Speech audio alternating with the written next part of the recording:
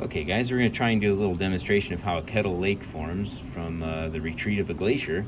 And got some demonstration glacier ice here. We're going to break a piece of this off because as the glacier retreats, a hunk of ice will break off and then end up getting buried by all of the material the glacier is depositing, which of course is called till, which will fill up on the surface of it.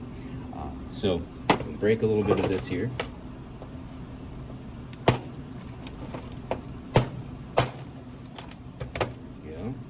Now we're gonna sort of pretend here this hunk has been buried underneath this glacier. A little bit more on top, make it a bigger piece so we can actually kind of notice something occur here. Let me go a few more on there. There we go. So big hunk of glacier broke off. As the glacier was retreating, it got buried. Now, in order for this to work right, the piece of material that gets buried is going to eventually end up deeper than the water table. So I'm going to try and simulate some water table here. Hopefully this will work out. Add a little bit of water to this mess. There's a lot of water being drained off the glacier as it's melting. And of course, everything's getting buried underneath loads of glacial till, making ourselves a big ground moraine here and a mess on top of it all.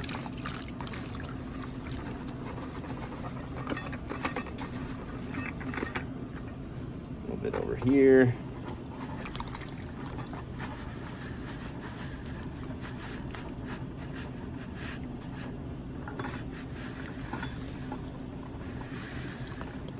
You know, I've got a real mess going on. Hopefully some of that will absorb there. There we go.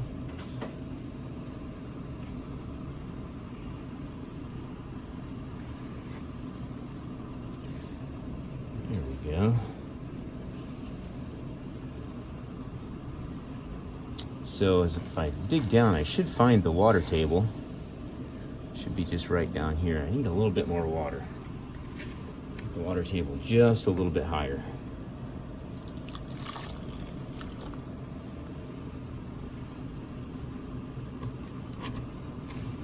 So you can see that I just dug down to try and figure out where the water table was at inside of my container.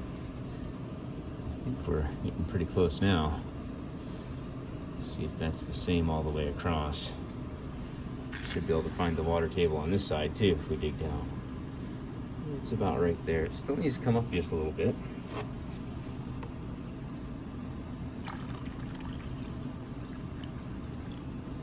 The sand's pretty absorbent.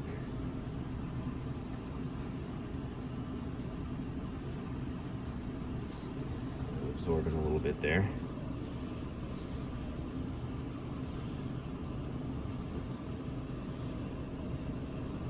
Let's dig down here and see if we can find it. Yep, looks like the water table is pretty much in a good spot. Okay, add a little bit more sand on top.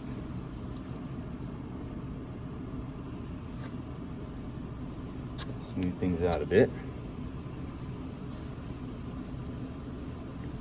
And oftentimes, you know, a little bit of that ice might even be somewhat exposed as the glacier is leaving back, as it's receding.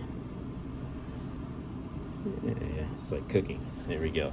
And no demonstration of an ice age would be complete, of course, without Sid the Sloth to watch over it. A little bit of quicksand there, which is not uncommon either as the glacier recedes. So we're going to leave this go for a while, and then we'll come back to it and take a look and see how that melting block of ice does underneath it there. So our block of ice has melted from our glacial retreat here, and you can see Sid hanging out there over that beautiful Kettle Lake that's developed. So the ice melted back, and yeah, some of that ice helped to fill in that Kettle Lake, but also remember, it was deep enough that it was below the water table, so even after that just melts out and fills in with a little bit of sand, there's still water there underground that's going to fill that lake. And if we look throughout Indiana, every lake, every single lake that's not man-made, like Lake Monroe and the lakes, most of the lakes around here, is essentially a kettle lake. It was formed by a block of ice that got buried underneath that last glacier that retreated, and that's where we got our lakes. That's why a lot of the natural ones are so kind of roundish looking as the water filled them up. So I've got a couple other items to show you guys here. This came from Clifty Creek, so this is right here from Columbus. This is a glacially striated cobble. So a glacier literally picked this up, maybe in Canada or Michigan, and it stuck. It was plucked and it stuck to the bottom of the glacier like this. And this side is not smooth and it's not grooved. The striations in this side were formed, and it is flat as could be. It's even polished somewhat. As that glacier took this and drug it across the other bedrock, it put all those grooves into it and then melted back and dropped it right here in Columbus. And we actually find quite a few of these. I've got a number of them that my students and myself have found in varying amounts of polish and groove, but those are glacial striations formed most likely during the very last ice age, or the glacial advance that we just experienced. So there you have it, Kettle Lakes, glacial striations.